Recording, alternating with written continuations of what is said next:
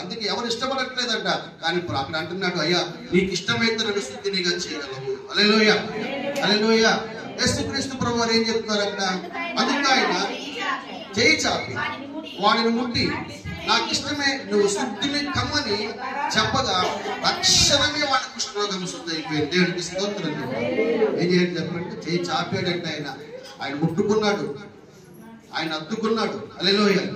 ఇదిగో నేనున్నాను, నువ్వు భయపడగాని అక్కడ ధైర్యం చెప్పాడు. ఆయన ఒక మాట చెప్పగానే, చేతి స్పర్శ తగలగానే వెంటనే ఆ వ్యక్తిలో కుష్ఠరోగం పోయింది. దేవునికి స్తోత్రం. ఎవరూ శారదీయలేదు, ఎవరూ పట్టించుకోలేదు, ఏ విధంగా సహాయం చేయలేదు. కనపడితే రాళ్లతో కొడుతున్నారు, భయంకరంగా హింసిస్తున్నారు. కానీ ఆ వ్యక్తిని యేసుక్రీస్తు ప్రభువారు ఇష్టపడి చారదీసి ఇదిగో నువ్వు శుద్ధుడు కమ్మని ఒక మాట చెప్పాడు. వెంటనే అతనిలో నుండి కుష్ఠరోగం పోయింది, శుద్ధుడైపోయాడు. దేవునికి స్తోత్రం చెప్తాం. హల్లెలూయా. ఒకవేళ మన పరిస్థితులను బట్టి ఎవరు చారదీయట్లేదేమో, లేదా మన పరిస్థితులను బట్టి మనకు ఎవరు సహకరించట్లేదేమో, అయ్యో నాకున్న కష్టాలు నేను ఎవరు పట్టించుకోవట్లేదు, నాకు ఎవరు సహాయం చేసేవారు లేరు అనుకుంటున్నారేమో. కానీ దేవుడు అంటున్నాడు, ఇదిగో నేను ఉన్నానని ఆయన చెప్తున్నాడు. దేవుడికి స్తోత్రం చెప్తాం. హల్లెలూయా. ఆయన మనతో మన పక్షముగా ఉన్న దేవుడు. ఆయన మనం చేరతీసి మనల్ని వాదార్చి మనల్ని చూడండి బలపరచడానికి, మన సమస్య నుంచి విడిపించడానికి ఆయన ఇష్టపడుతున్న దేవుడు. దేవుడికి స్తోత్రం చెప్తాము. హల్లెలూయా. మన పరిస్థితులు ఏమైనప్పటికీ కూడా ఖచ్చితంగా దేవుడు మనల్ని ఏం చేస్తాడు చెప్పండి? చేరతీస్తాడు. హల్లెలూయా. అది ఏ పరిస్థితి అయినా, ఏ కష్టమైనా ఖచ్చితంగా దేవుడు ఏం చేస్తాడంటే చేరతీసి మనల్ని ఆయన నడిపిస్తాడు. దేవుడికి స్తోత్రం చెప్తాం. హల్లెలూయా.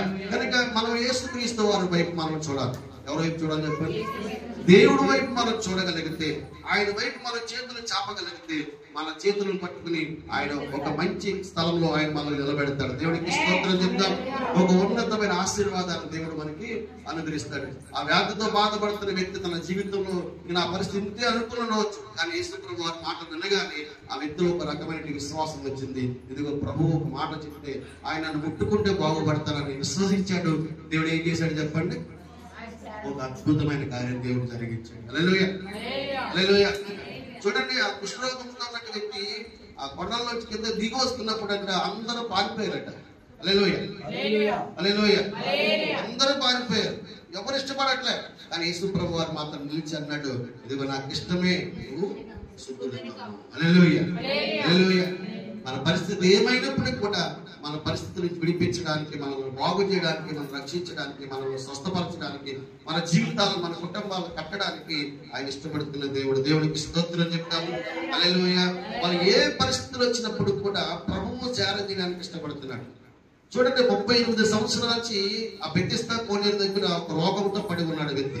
హల్లెలూయా, హల్లెలూయా. 38 సంవత్సరాలకు పడి ఉన్నాడు. చూడండి, ఆ వ్యక్తిని అంటే ఎవరూ పట్టించుకోవట్లేదు. దేవుడికి స్తోత్రం చెప్తాం. ఏం చేయట్లేదు, ఎవరు కూడా ఆ వ్యక్తిని పట్టించుకోవట్లేదు. కానీ యేసుక్రీస్తు వారు ఆ వ్యక్తిని పట్టించుకున్నాడు. తన జీవితంలో నుండి ఆ కష్టాల నుంచి దేవుడు అక్కడ విడుదలనిచ్చాడు. దేవుడికి స్తోత్రం చెప్తాం. హల్లెలూయా.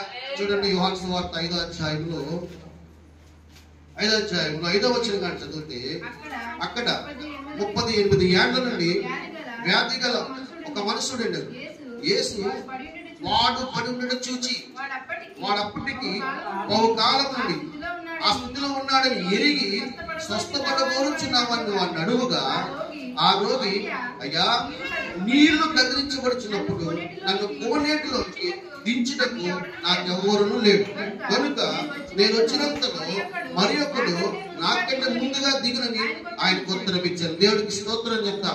ఎన్ని సంవత్సరాల నుంచి పడి ఉన్నాడంట? 38 సంవత్సరాల నుంచి. హల్లెలూయా.